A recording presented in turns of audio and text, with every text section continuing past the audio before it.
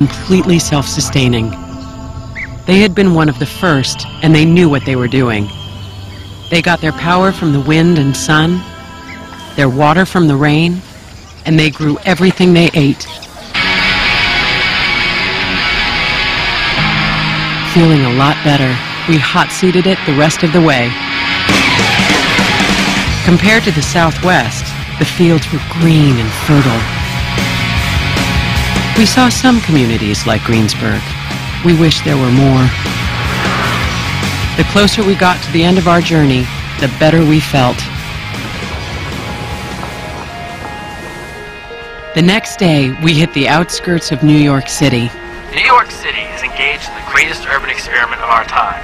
From skyscrapers that grow their own food, to an all-electric vehicle fleet, to clean and tranquil parks. Inspired leaders and creative minds are working together to create an urban paradise.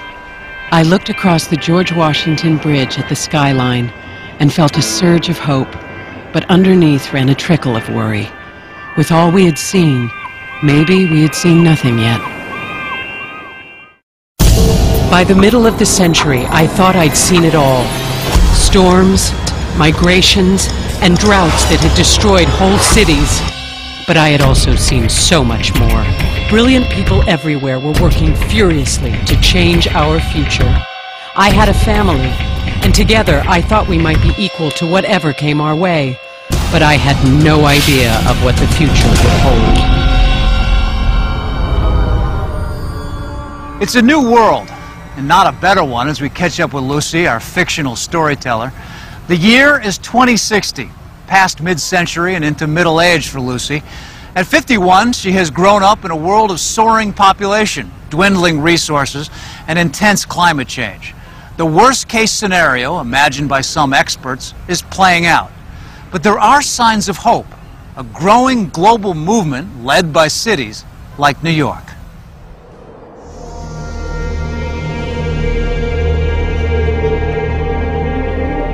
New York is probably the most geographically favored city in America. Great port, rich fisheries around it, this wonderful river that allows transport and access to great farmland. It's a center of the arts. It's been a center of finance. I think it'll continue to be so.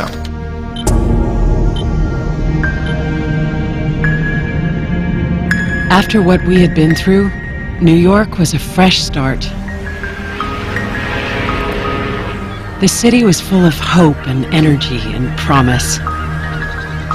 You'd walk down the streets and meet each other's eyes and see a sense of purpose. It was a great place to be a part of back then. The first years we were there were the best of our lives. Josh was working as an engineer on the Great Barrier Project. I was at Bellevue Hospital, a historic institution already more than 300 years old. The building we lived in was green in every sense of the word, and Molly worked in the gardens that grew our food. They were a part of the building itself. You're going to see greenhouses, multi-story greenhouses, and each floor will be growing, carrots and potatoes, etc., and that'll be just considered normal. The building supplied not just our food, but most of our own energy. Instead of having solar panels, big, heavy, bulky things, we can just put this thin film on rooftops, on window panes, and generate electricity that way. I rode my bike to work every day, a mere 30 blocks. We had designated bicycle lanes. The traffic was manageable, and you could breathe the air.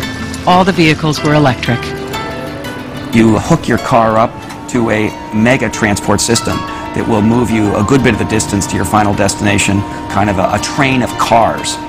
And then you get disconnected from the mass combination transit and drive the last little bit yourself. Molly fell in love as quickly as her parents had. She married George, who was studying to become a botanist. A year later, my grandson Daniel was born, and a lovelier child I had never seen. It was a happy time. And when Molly told me they were moving upstate to work on a real farm, Josh and I understood. It had always been their dream. The city was getting a lot of attention, and money flowed in, both private and public. The biggest, and maybe the most important project, was my husband Josh's, since without the barriers, the city was at risk. It would be the biggest civil engineering project in US history. Be comparable to putting man on the moon. The project had been underway for years, and those who worked on it had a tremendous sense of pride. There were 3 barriers going up, one at the Verrazano Narrows Bridge, one at the top of the East River, and one in Staten Island at Baton Hills. You could see them rising a little every day. Sea level was rising, and without the barriers, big storms would flood the city. I think it'd be like in medieval times, people building a beautiful, huge cathedral. It took generations to build, and there was a great sense of purpose, and gave purpose and meaning to life. The project drew thousands of people into the city looking for work. New York City was then, as it had always been, a beacon of hope. In New York, it'll be a magnet, as any viable city will be a magnet. These cities, where people come to flee, become petri dishes for diseases and new diseases and resistant forms of disease. There are a number of infectious diseases that are currently confined to tropical and subtropical areas that are likely to spread into temperate zones. And this is something that I'm very concerned about. Keeping New York safe from disease was crucial, and Bellevue was busy. I didn't feel as tired at the end of the day as I might have. We were doing important work, keeping a close eye on any new diseases. I remember the night I was called to the workers' camps in Flushing. A young Ecuadorian family had just arrived in New York, and they all had high fevers and blisters on their hands and feet. We sprung into action immediately, closed off the neighborhood, and called in the CDC. They knew right away they were looking at a new virus. We set up a mobile clinic at the camps, where we treated dozens of workers and their families. Everyone recovered, and the disease was contained.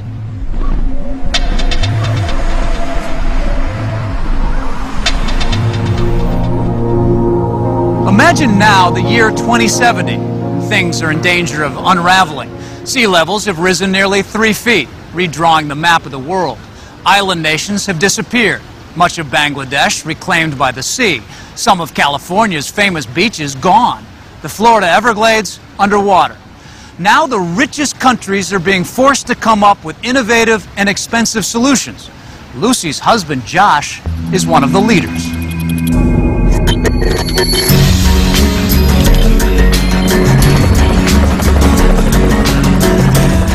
Josh was an engineer on the Great Barrier Project.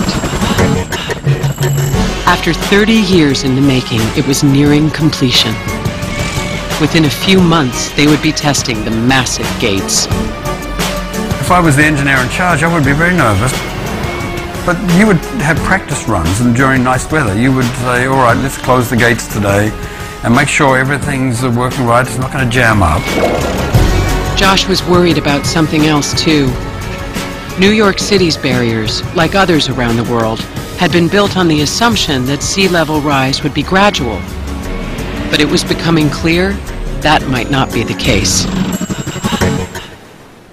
Scientists say they are detecting a massive spike in the level of methane in the atmosphere. Climate in general doesn't change smoothly the way, we're used to seeing projections from climate models. We find that the transitions from warm to cold or cold to warm, some of those transitions can be really, really abrupt. Abrupt meaning within the timescale of a decade, or sometimes even less than a decade. We knew there were certain things that could rapidly turn up the heat, but we didn't know what that tipping point would be until it happened. Maybe the tipping point is you heat up the tundra and the permafrost so much that there's a huge burp of methane and carbon dioxide out of those northern soils. Methane is a very big worry in my mind because it's some 23 to 30 times more potent than CO2. An enormous reservoir of methane produced by decomposing plants and animals lies buried beneath the frozen Arctic tundra. It has been there since the Ice Age. If the tundra thaws and a large quantity of the gas is released, global temperatures would soar.